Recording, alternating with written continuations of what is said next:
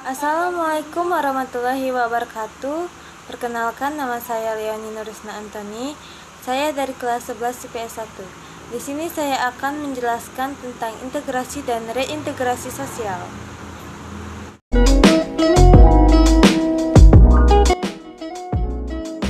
Apa itu integrasi sosial? Integrasi sosial merupakan proses penyesuaian unsur-unsur yang berbeda di dalam masyarakat, sehingga menjadi satu kesatuan. Unsur-unsur yang berbeda tersebut dapat meliputi perbedaan kedudukan sosial, ras, etnik, agama, bahasa, kebiasaan, sistem nilai, dan norma. Bentuk-bentuk integrasi sosial. Yang pertama, integrasi normatif. Dapat diartikan sebagai bentuk integrasi yang terjadi akibat adanya norma-norma yang berlaku di masyarakat. Contoh, masyarakat Indonesia dipersatukan oleh semboyan Bhinneka Tunggal Ika. Yang kedua, integrasi fungsional.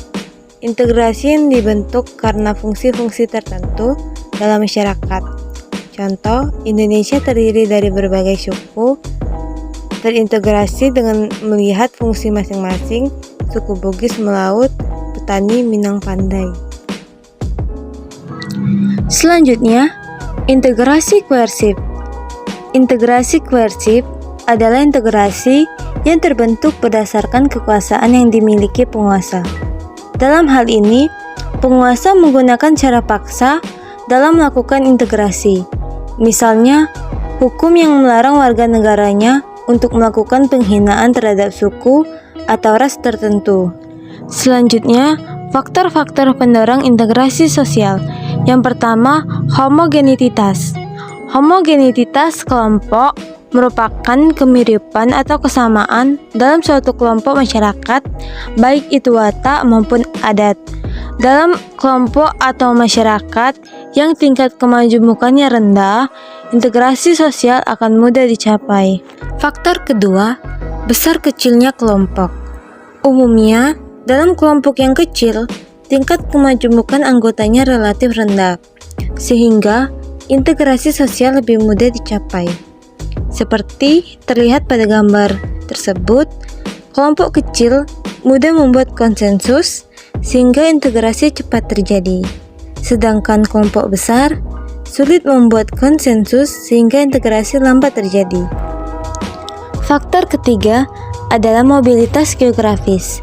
Mobilitas geografis adalah perpindahan individu atau kelompok dari satu wilayah ke wilayah lain. Dengan mobilitas sosial geografis, tidak serta-merta mengubah status sosial individu atau kelompok tersebut. Selanjutnya, efektivitas komunikasi. Efektivitas merupakan suatu keadaan yang menunjukkan tingkat keberhasilan atau kegagalan kegiatan manajemen dalam mencapai tujuan. Sedangkan komunikasi adalah sebagai proses penyampaian pesan oleh komunikator kepada komunikan melalui media yang menimbulkan akibat tertentu. Proses integrasi sosial. Yang pertama, akomodasi. Akomodasi merupakan proses sosial dalam masyarakat untuk menyelesaikan konflik.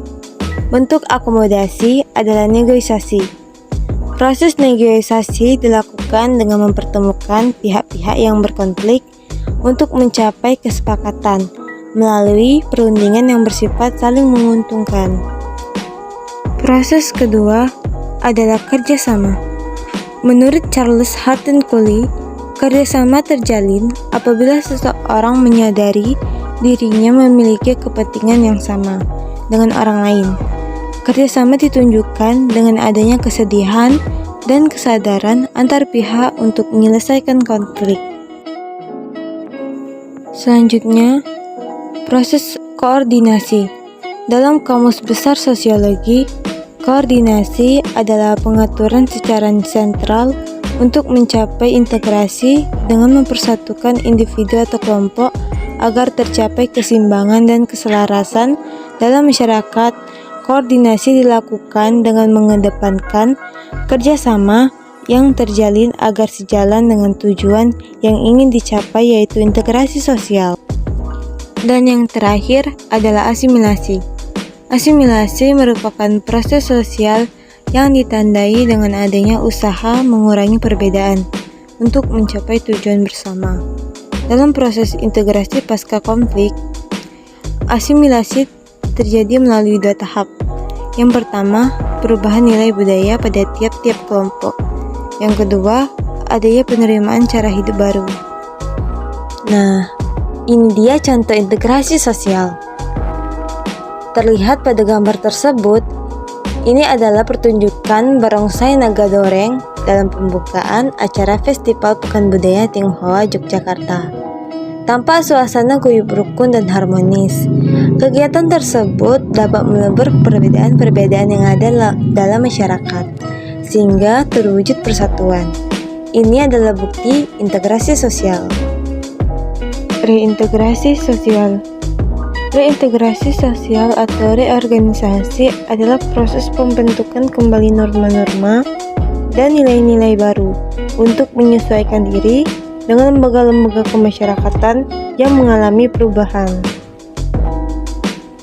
Faktor-faktor pendorong reintegrasi sosial. Yang pertama, konflik dan kekerasan kembali terjadi dalam masyarakat.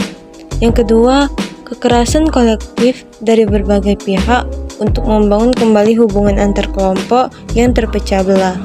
Yang ketiga, keinginan menciptakan kembali kondisi aman, tentram, serta harmonis seperti sebelum terjadi konflik dan kekerasan. Proses pelaksanaan reintegrasi sosial. Tahap pertama yaitu meredam konflik dan kekerasan melalui upaya intervensi. Tahap kedua, pelaksanaan reintegrasi. Dan yang terakhir, tercipta reintegrasi. Setelah konflik berhasil diredam, reintegrasi dapat dilakukan melalui beberapa tahap berikut. Yang pertama, penguatan identitas bersama. Yang kedua, penguatan kegiatan bersama. Yang ketiga, pembuatan kebijakan pemerintah. Dan yang keempat, membangun kepercayaan. Contoh penerapan reintegrasi sosial. Contoh penerapan reintegrasi sosial dapat dilakukan dengan cara musyawarah. Musyawarah adalah salah satu cara ampuh dalam menyelesaikan berbagai macam konflik yang memiliki ciri-ciri masalah sosial pada umumnya. Walaupun merupakan cara lawas dalam menyelesaikan konflik, namun musyawarah merupakan cara yang ampuh dalam menemukan solusi dari berbagai permasalahan yang ada. Sekian video dari saya, semoga bermanfaat. Saya akhiri. Wassalamualaikum warahmatullahi wabarakatuh.